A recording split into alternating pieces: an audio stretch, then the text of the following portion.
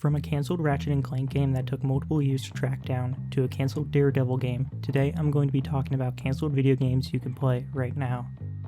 Video game lost media is probably one of my favorite categories of lost media. Unlike other pieces of lost media, video games are something where you can directly control a character and explore the world.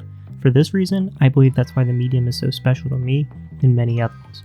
Most people wonder what it would be like to play Call of Duty Vietnam, the Family Guy MMO, or Waluigi's Toenail Clipping Party. But in all seriousness, in today's video I would like to go over video game lost media that has been found and you can try for yourself right now. Oh yeah, and I guess it's been a while since I last uploaded, but I plan to go crazy on this channel creating content, so be on the lookout for that and subscribe for more. Let's go ahead and start with Ratchet & Clank Clone Home. This is the most recently found piece of lost media we'll be talking about today. Ratchet & Clank Clone Home was supposed to be a sequel to Ratchet & Clank Going Mobile, a mobile game released in 2005 made by Handheld Games. I know, unique name. And published by Sony Pictures Mobile to mobile phones. Around this time, Sony wanted to try their hand at making games for mobile devices that supported Java, the most famous of these probably being God of War Betrayal. Less than a year after the release of Ratchet & Clank Going Mobile, the sequel would be announced on June 16, 2006 in an IGN article that would also show screenshots of the game. The game was going to feature 15 playable levels and more weapons than its predecessor. The game would eventually be cancelled despite being confirmed to have been finished by a Java Ground employee.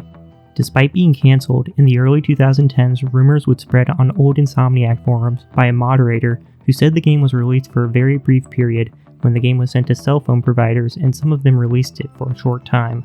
It seems like this rumor was actually true, as the community looking for this game would eventually track down someone who had the game downloaded on their Sony Ericsson W880i. They would eventually safely dump the game and it is now available for the public to play.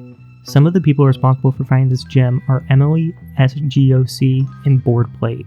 If you want to learn more about the journey of finding this game, I would recommend the Golden Bolts video on this subject, as he also assisted in the search. All of their stuff will be linked in the description if you want to check it out. Now, I'm sure we all like to play fun bad games once in a while, games so bad that they end up being fun. We all know gems like Deadly Premonition, Big Rigs Over the Road Racing, and Indigo Prophecy. But what I want to talk about is the cancelled sequel/spin-off to Ride to Hell Retribution, Ride to Hell Route 666.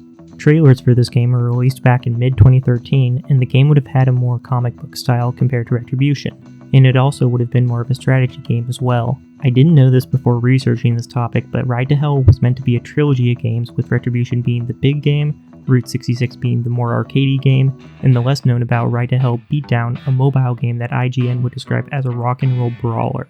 As we all know, Retribution was a colossal failure, and some consider it to be the worst game ever made.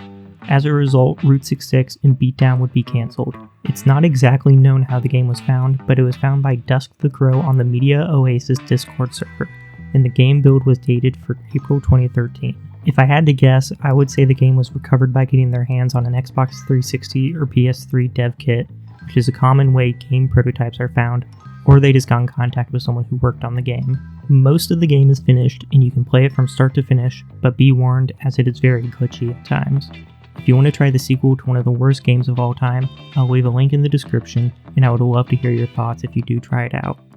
Next, I want to talk about the cancelled Daredevil game. Back in 2003, the game studio 5000 Feet, who are mostly known for porting the Army Men series to PlayStation, formed a partnership with the publisher Encore, who had recently gotten the rights to use some Marvel heroes in video games. The game was originally very low budget, but they were contacted by Sony Pictures, and they wanted the game to coincide with the 2003 Daredevil film. And I'm sure we all remember how good that film was. Since the game was now going to coincide with the film, it was given a much larger budget and turned into an open world game. Development would be turbulent as there would be trouble with the implementation of Renderware's game engine. They would eventually scrap the idea of the game being open world and make it a third-person brawler. The game would end up missing its February goal to coincide with the release of the Daredevil film, and it would eventually be cancelled. At the time, all people saw were a couple of trailers and promotional pieces. Footage of a build of the game that was dated to July 2003 would end up online in 2020 from a YouTube user named PTOP Online. Then, 3 years later, a PS2 build dated March 22, 2004 would be released to the public after being obtained from an anonymous 5000 Feet developer by user Casually Noted and made playable by user Solid Snake 11. 6 out of 10 levels are playable, and there are obviously some bugs in areas that need polish, but there's a good amount you can do in this game. You can use Daredevil's heightened hearing, which has a similar effect to the Arkham games, and you can also do some parkour and slide on power lines, which is pretty cool. Out of all the games I'm going to be talking about, this is probably the best one, and it's a shame we didn't get a full release of this, as an open world Daredevil game would be so much fun to play. Now, I'm sure we all know about the Saints Row series, the open-world third-person shooter that basically started as a GTA clone, but with each entry becoming more distinct from its predecessors. The Saints Row series has a few cancelled games, and one of them is playable, the game being Saints Row Undercover, a 2009 open-world PSP game where you'd play as a corrupt undercover cop completing missions around the city of Stillwater. The game originally started as a port of Saints Row 2, developed by Mass Media Games, and then Savage Entertainment would take over development. They would eventually scrap the idea of it being a port of Saints Row 2 due to limitations of the PSP, and it would turn into an entirely new title, originally known as Saints Row The Fall, and then would be renamed to Saints Row Undercover. The game would then be cancelled as THQ and Volition didn't think the game followed the standard of quality of their previous games. The game would mostly be forgotten until Josh Stinson, a video editor at Volition, would stumble upon a PSP dev kit in 2016 with a build of the game on it. Josh and other employees would actually convince their bosses to release the game for free and would create a playable ISO and would share it with Unseen64. Volition themselves would also stream themselves playing the game while talking to the devs who worked on it. To my knowledge, this is the only time a game studio that was still active at the time released a cancelled game for free, which is really sick and something more game studios should do. If you know of any other game studios that have done this, please let me know in the comments. Sadly, Volition would end up shutting down in 2022 after the failure of the Saints Row reboot. Researching these games was such a fun experience. Learning about something, let alone being able to play something you weren't supposed to see, is so cool. It is important to remember that most games are cancelled for good reasons, except for PT, I Will Never Forgive You Konami. If these games did release, they would have most likely been received very poorly and would have been forgotten.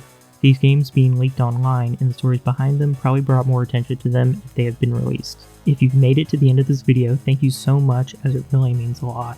I would love to know what some of your guys' favorite cancelled games are, as I love learning about more lost media I've never heard of before. As a reminder, all sources will be linked in the description of this video, and I hope you all have an amazing day. See you in the next one.